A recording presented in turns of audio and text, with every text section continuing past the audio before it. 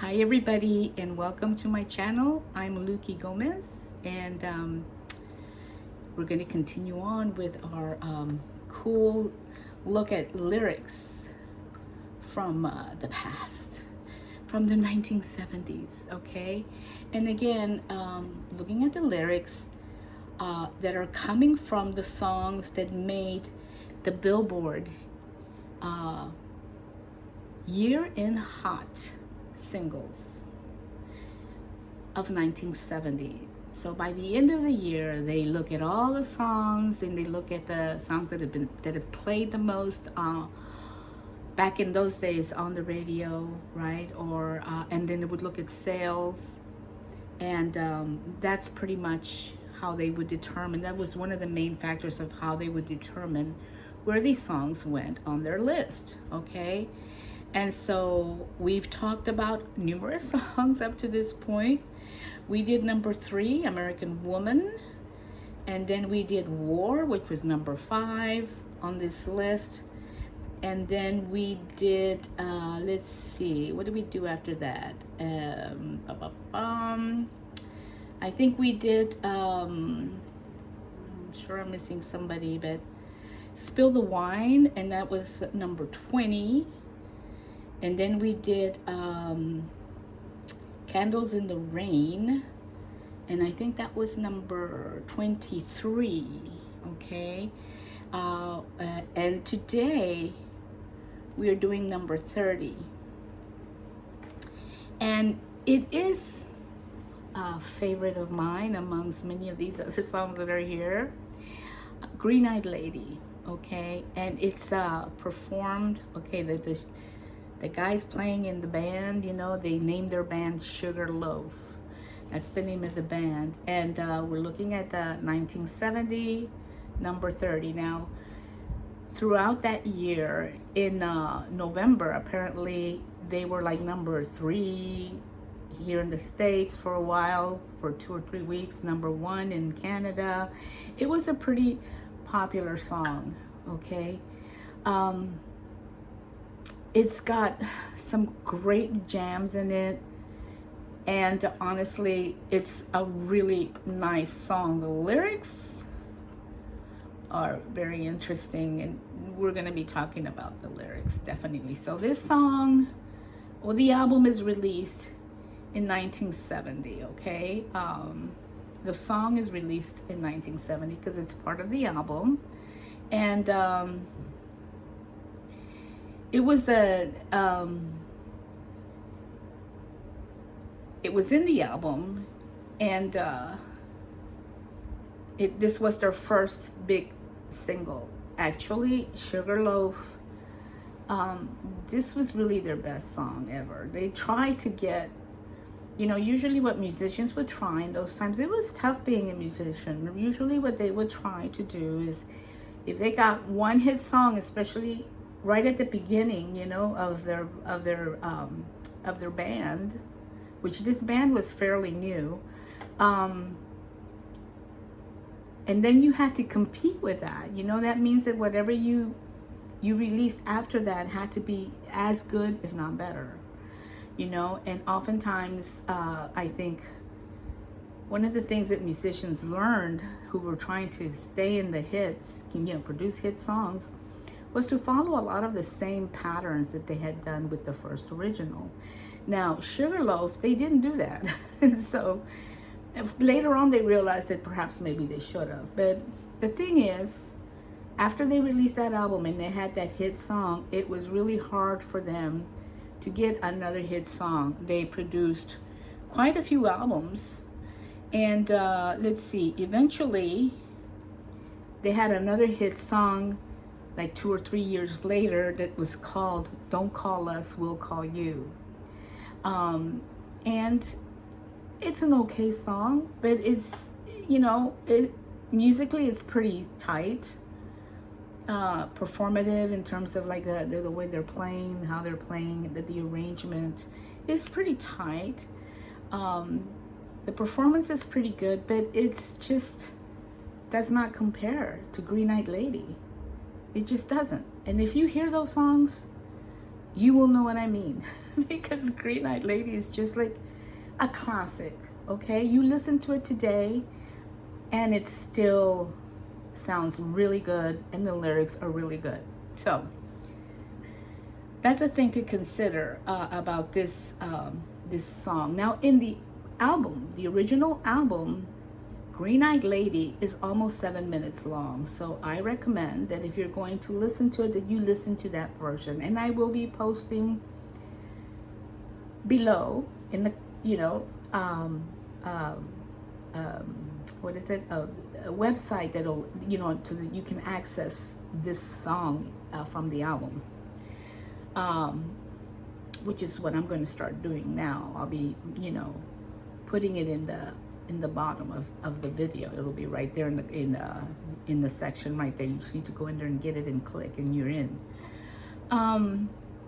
Now, this album is produced by a recording company that was called Liberty Records. Now, Liberty Records has a really interesting history. Wikipedia has a huge detailed history of this record company. We're not going to talk about all that. It's a lot of information. There were a lot of buys and sells and passing forward and back, hand trade off with this company throughout the years. But in 1970, they were working, well, by the time 1970 comes along, they had been working with people like Willie Nelson, Vicky Carr, and Canned Heat, another rock band. I'm thinking that, Canned Heat was a pretty good band, I remember. I can't think of any songs specifically right now, but they were really good. So they produced this album, but they're the ones that influenced the change of the name of the band, because before they were called the Chocolate Hair.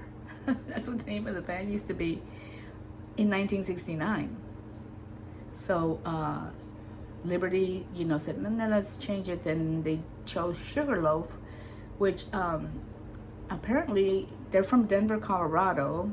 So there was a mountain in Denver called Sugarloaf, but there was also a mountain back east called Sugarloaf. So catchy name. Now, the people who wrote the song, it was a collaboration of 3 guys. Some collaborated more than others, honestly, but Jerry Corbetta is the first one listed, so I'm assuming that he's the most influenced in the song. And then there's another guy called J.C. Phillips, and then in the end there's a guy called David Reardon. Okay, Jerry Corbetta, I think, really wrote this song more. I mean, collaboration, yeah, but I think that it was mostly his. So like I was saying earlier, it's number 30 on the Billboard Year in Hot 100 Singles for 1970. And the members of the band were Jerry Corbetta, who's the lead vocalist and the keyboardist, and excellent musician in terms of not only singing it, his voice, but which is smooth and clear, but his amazing ability with the keyboard and the jazz kind of influence flair that his playing has. Bob Weber is the guy who's playing the guitar in this band. And then we have Myron Pollock, who is the drummer, and Bob Raymond, who plays the bass. Okay, and in this song, the bass is also like the instrument that's leading you into the next step of the song, into the next part of the song, the next storytelling part of the song, So it's really, really very interesting and very cool, and it's an amazing song. So I'm going to read the lyrics to you. I'll try to do my best. And And then I'm going to talk a little bit about its meaning, you know, because it's very simple lyrics, but anyway, you'll see. Let's get into it, okay? So it starts with green-eyed lady, lovely lady, strolling softly towards the sea. Green-eyed lady, ocean lady, soothing every raging wave that comes. Green-eyed lady, passion's lady, excuse me, dressed in love, she lives for life to be. Green-eyed lady, feels life I never see, setting suns and lonely lovers' dreams. Now you're gonna have to excuse me because I got a little tickle in my throat.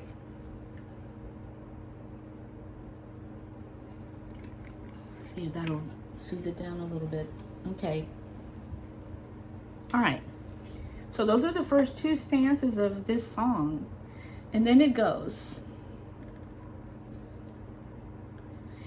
Well, after these first two stanzas, what happens is that we have a long pause. And there's just like a jam going on in between them. It's like an awesome jam which lasts about almost 3 minutes, I think. It's pretty long. I timed it and I thought I wrote it down, but I don't see it in here. So anyway, it's a great jam. Let's see. Okay, good. Let me see here if I have anything else. Okay, so the jam that you hear is really shows the incredible capacity of these musicians, you know, when you listen to the jazz part of the music. So let me go ahead and fix this part. Okay, so I can't seem to find how long the jam session in the middle of these two first stanzas is, but it's about 2 or 3 minutes. It's pretty long. And then it begins again. They begin again with the lyrics. Green-eyed lady, windswept lady, moves the night, the waves, the sand. Green-eyed lady, ocean lady, child of nature, friend to man. Green-eyed lady, passion's lady, dressed in love, she lives for life to be. Green-eyed lady, feels life I never see, setting suns and lonely lovers' dreams. And again, there's a cool organ solo and the bass and the drums, you know, trying to fill in that space to make a new transition. And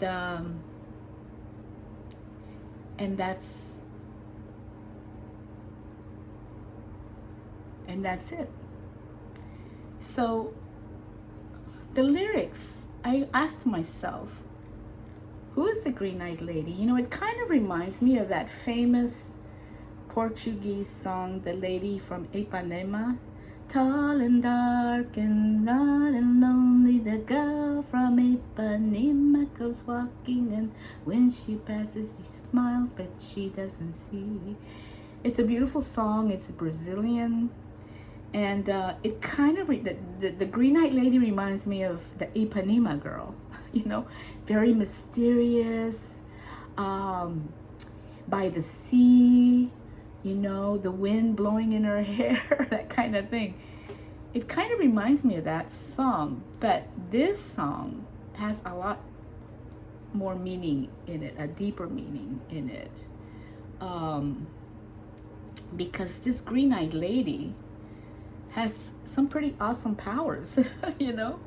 I mean, she's windswept. You know, she's described as being windswept. She's described, she's lovely, obviously, but she strolling slowly towards the sun. Okay, all right, that's, that's cool.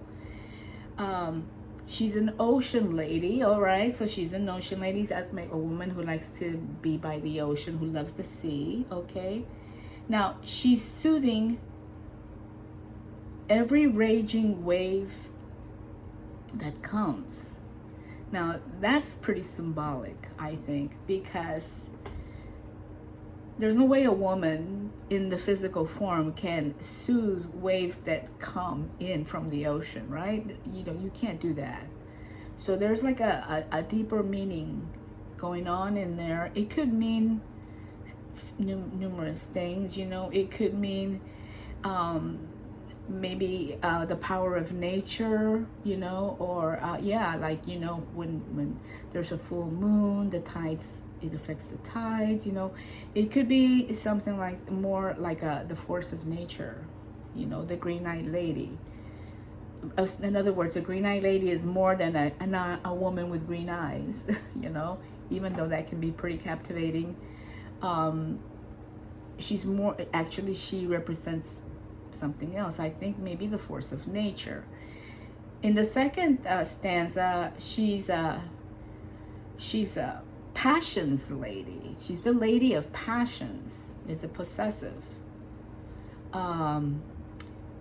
She's dressed in love. And love, which also includes empathy, but it can also be a forceful thing too. It can be a force to be dealt with. She lives her life to be. So she lives to be. Just to be or not to be, right? And the famous what's his name, the British writer from the 1400s, 15th century, Hamlet. No, not Hamlet. Shakespeare. Shakespeare. To be or not to be. So she lives for life to be, for life to exist. So she could even be more powerful than the force of nature. She could almost be like a god is. Okay. Setting suns and lonely river. Okay, no, and then she goes, feels life I never see. So the green-eyed lady feels life I have never seen, that I never see. Well, as humans, our vision is limited, right? I mean, we experience reality through our eyes mostly, and through our senses. So it's limiting. So she feels life I never see. That's what the singer is saying. The writing voice, okay, is saying that. And what is that life that he never sees? Setting suns, the eternal process of every day in and out, and the sun's setting. I mean, in our lifetime we see a limited number of suns that set, but the green-eyed lady feels life I never see. She feels the setting suns and the lonely lover's dream. Okay, which is really quite beautiful. And then there's that gem I was telling you about. And then in the in the other stanza, the third stanza, she's a windswept lady. Okay, the green-eyed lady.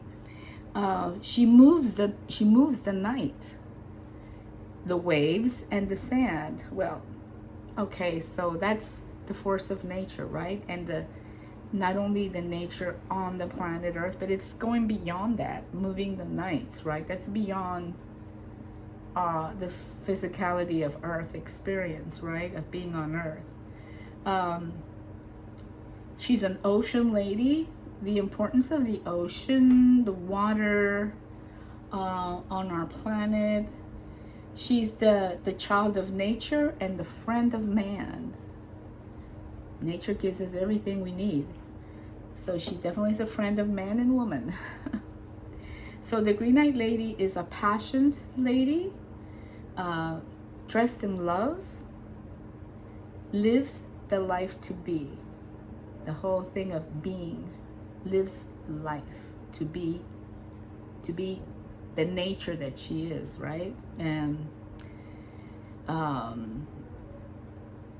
she feels life I never see, and then setting suns and lonely lovers' dreams. And those are the lyrics of the song.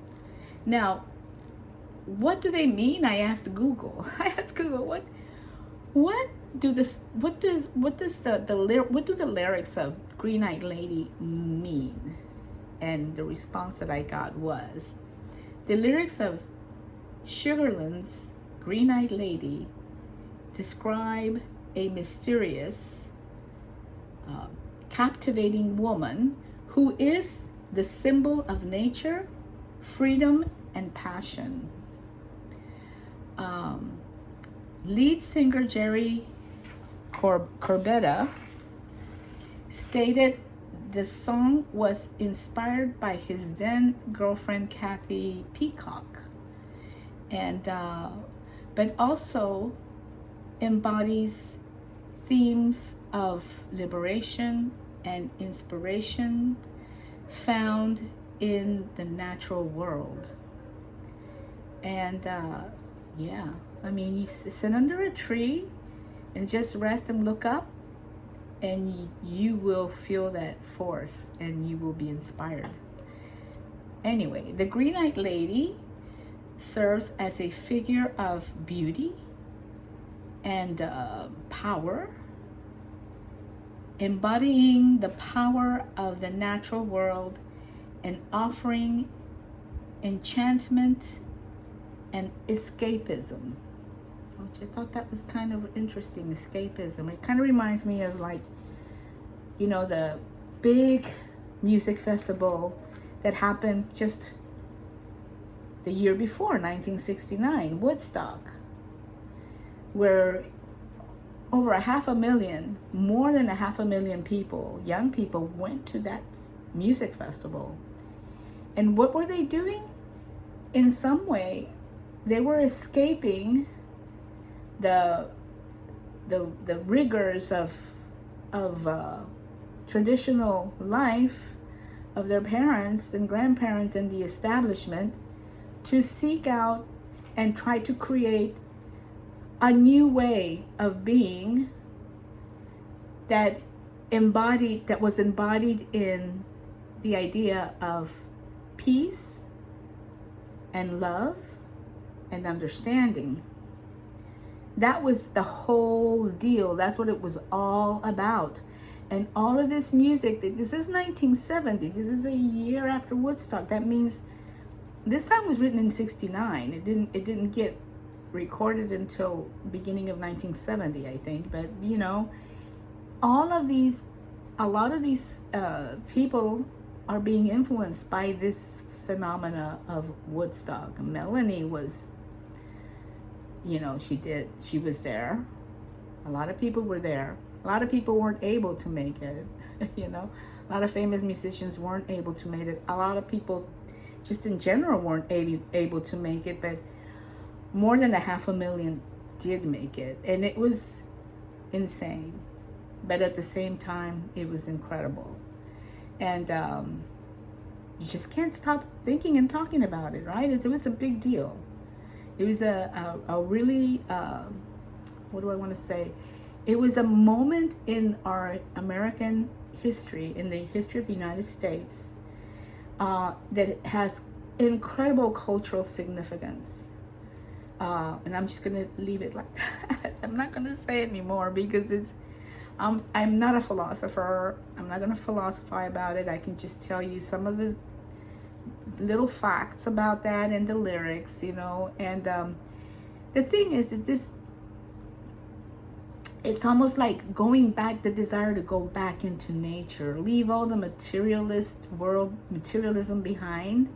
They're not saying that, but you know, that kind of like, if you think about it, it's like this desire to escape from the material world and go back to nature, go back to the force of nature, to be in the force of nature, be with nature. So you guys, You know, that's all I got for now. Anyway, thanks for visiting. I really appreciate you guys visiting me. I hope you really like this video and you feel inspired by it.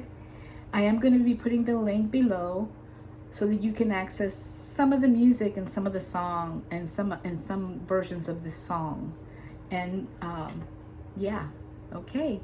So take good care, and peace, love, and understanding always. It's the way to go. Bye.